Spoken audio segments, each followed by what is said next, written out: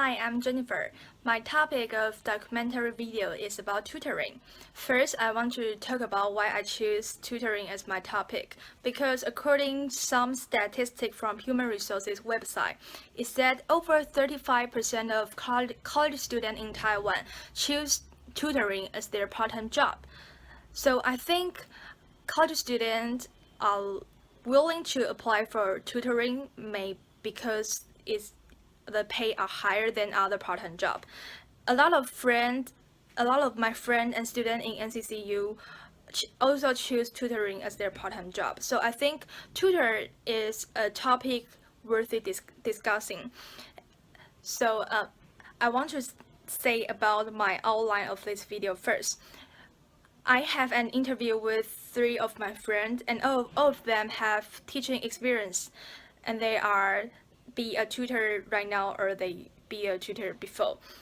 I want to say something first because actually at first I want to film the process of how a tutor teach a student. So I asked a lot of my friends whether they can allow me to film when they are teaching their student, but all of the answer is not, because the student don't want to show their face on the video. So I use another way to do that. I just have an interview with the tutor. So let's start with the 3 videos. Hello，请你自我介绍一下。嗨，我现在是政大气管系2年级的应新彤。好，那请问一下，你有几次的家教经验？我有3次的家教经验。那你家教的学生分别的年龄大概是哪里？一个是国2，然后2个是高中生。那你怎么应征到这份就是这些家教工作？2个是我的亲戚，然后1个是我妈妈朋友的小孩。那你的教学方法会是什么？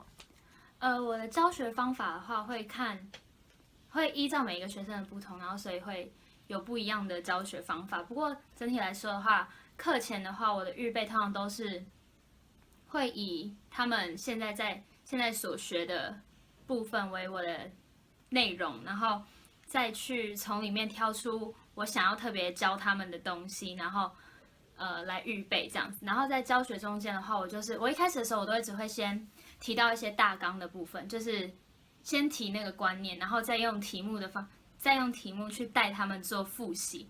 然后在课后的话，我就是会出作业，然后让他们回去练习这样。所以就不单单只是帮他们解题目的感觉。对，是上课。3个都是上课的性质。对，3个都是上课的形式。那你觉得在家教过程中，你遇到了什么样的问题？在家教过程中遇到什么样的问题哦？我会遇到那个就是家长跟你没有共识的时候，比如说家长希望他的。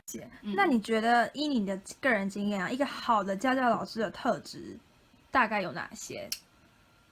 我觉得第一个应该是要会观察别人的需要，就是你要找到他的痛点在哪里。就比如说你今天在解数学题的时候，你就要知道他现在到底不理解的是这个题目的观念，还是看不懂中文，还是他是计算能力有问题。所以我觉得第一个是你要有一个会发现别人问题在哪里的一双眼睛。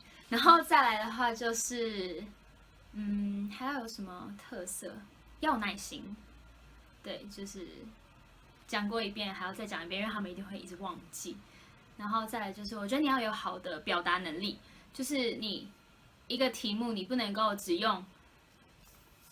不能只有一个方向的去解释它，就是你要从各个方向，就是用你学生可以听得懂的方式去来表达，这样。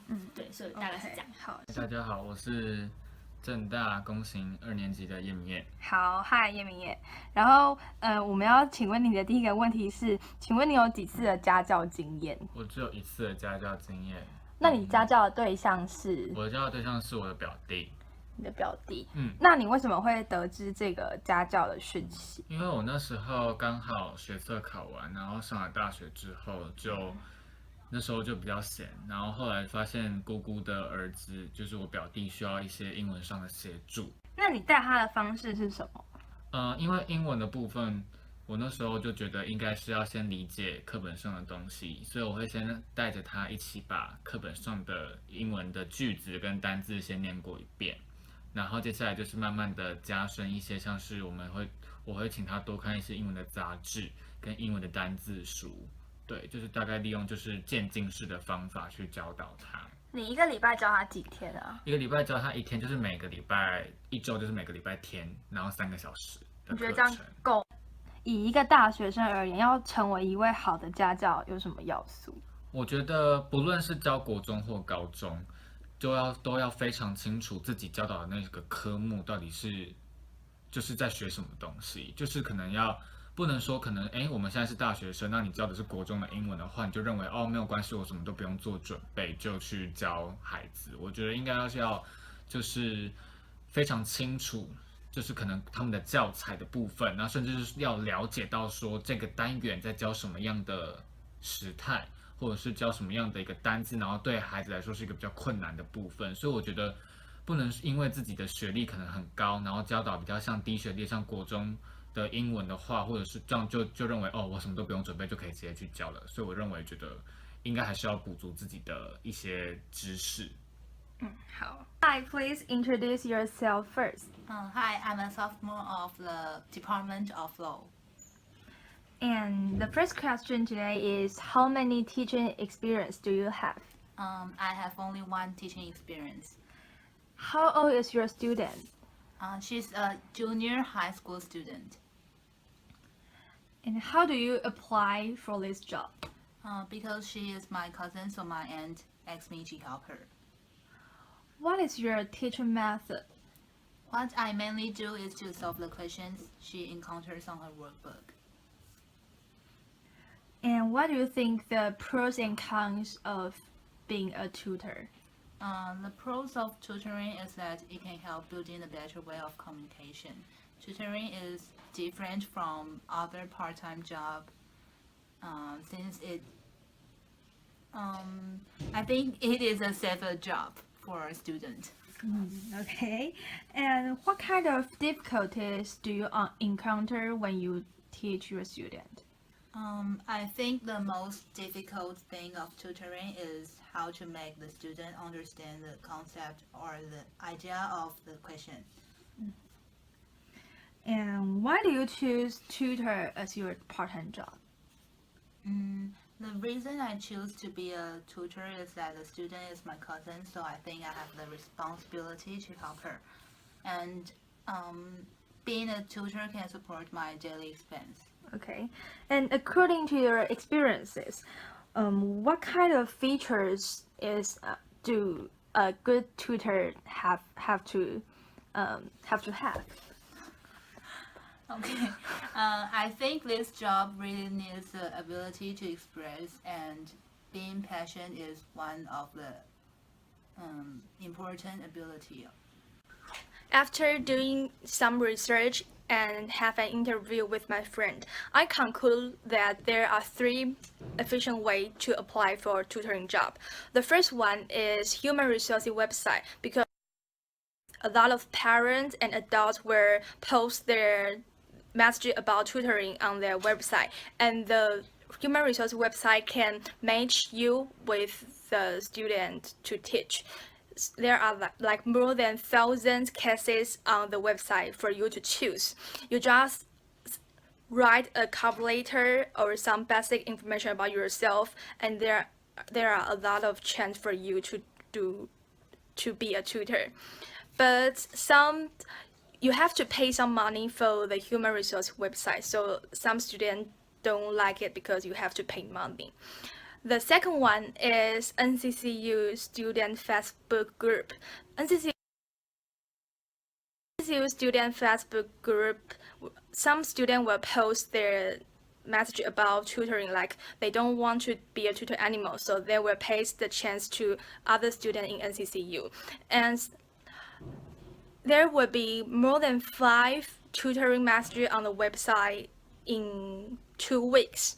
And I think it's more safer than the human resource website because the student posts the messages, not the website. And you can make sure that the parents and the students are okay. They are not like some weird person or weird people. So it's more safer for students to apply for the job.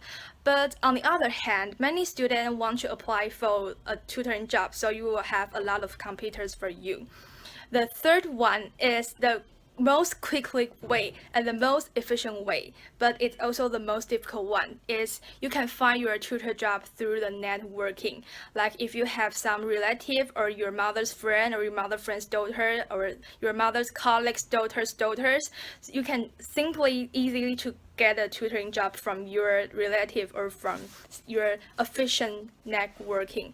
This is the most efficient way, but it's also very hard because you have to have a strong network beforehand. This is the three most convenient way to find a tutoring job according to my research and my interview. And another question is about how to be a good tutor. Be a tutor is easy. You just solve the problem for your student. But be a good tutor is not that easy. I conclude that the first point of be a good tutor is passion. You have to be very, very, very passionate because your student might not understand what you're talking about right away. You have to repeat it over and over again. And also the students' parents will have a lot of ideas, or they want you to teach their son or their daughters more, but they don't pay you the equal pay. So you have to communicate with them and you have to be very patient as well. The second point is about you have to keep studying about the subject you teach.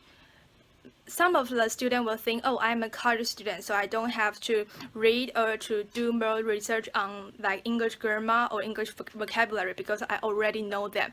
But actually, it's not like that because the student you teach will ask you a lot of questions, and that is something you can't answer right away. So keep studying and keep know a lot of information about your subject is also another features of a good tutor. And the third one is I think you have to really love this job, and you can have some fulfillment or some kind of achievement about teaching a student, and look them that like they have a great they have great performance on their academic, and they got good grades. And I think a good tutor have to love their job. So this is all about my documentary video.